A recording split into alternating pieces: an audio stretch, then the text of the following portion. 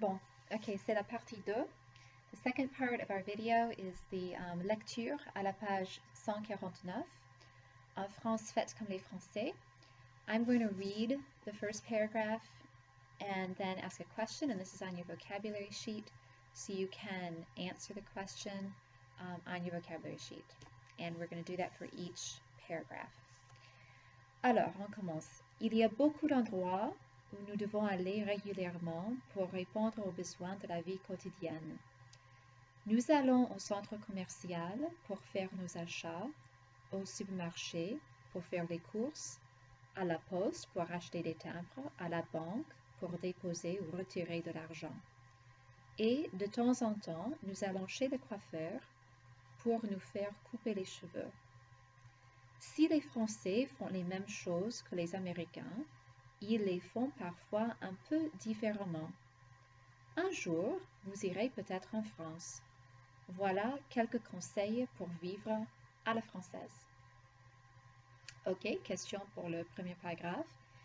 C'est qu'est-ce qu'on fait à la banque selon, according to, selon le paragraphe, qu'est-ce qu'on peut faire à la banque? Qu'est-ce qu'on peut faire à la banque? And you write down your answer in French in a complete sentence on your vocabulary sheet. Deuxième paragraphe. Avant de faire votre shopping, surfez sur l'Internet. Avec l'Internet, vous trouverez les magasins qui vendent ce que vous cherchez. Vous pourrez étudier les catalogues, comparer les prix et vous découvrirez peut-être des soldes extraordinaires. Si vous ne voulez pas vous déplacer, vous pourrez passer votre commande directement sur l'Internet. Alors, question numéro 2 pour ce paragraphe. Quel est un avantage de l'Internet? Quel est un avantage de l'Internet?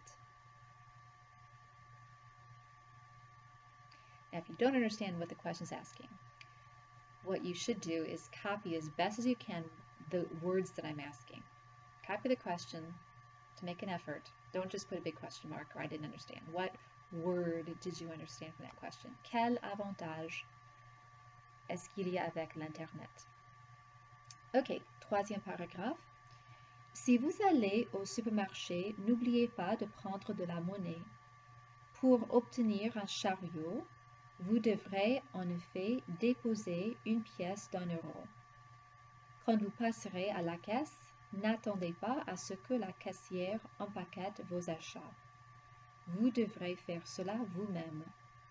Et si vous voulez récupérer l'euro que vous avez déposé pour votre chariot, n'oubliez pas de rapporter votre chariot à l'endroit où vous l'avez pris. Ok, question numéro 3.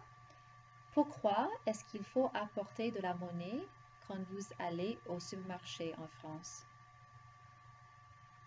Pourquoi est-ce qu'il faut apporter de la monnaie quand vous allez au supermarché en France? Question numéro 4.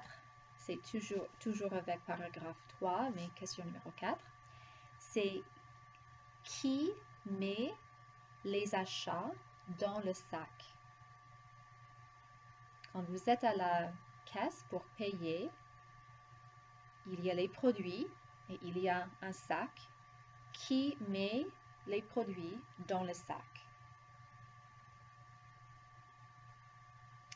Dernier paragraphe. Si vous préférez un service plus personnalisé, allez chez les petits commerçants du quartier où vous habitez.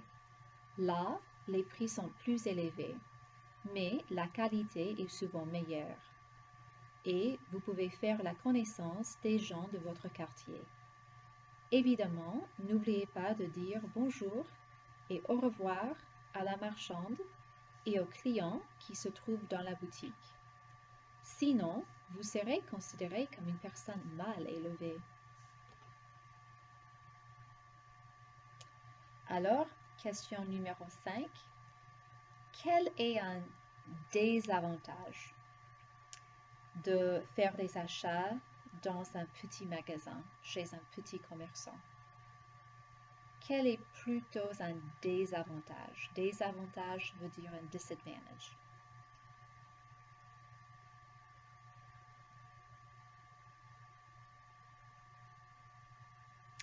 Et la dernière question, qu'est-ce que je dois faire dans la boutique pour être considérée une personne sympathique et gentille?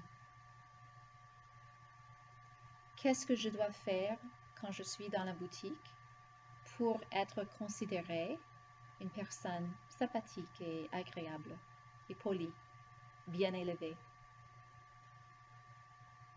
Alors, fini. À la prochaine.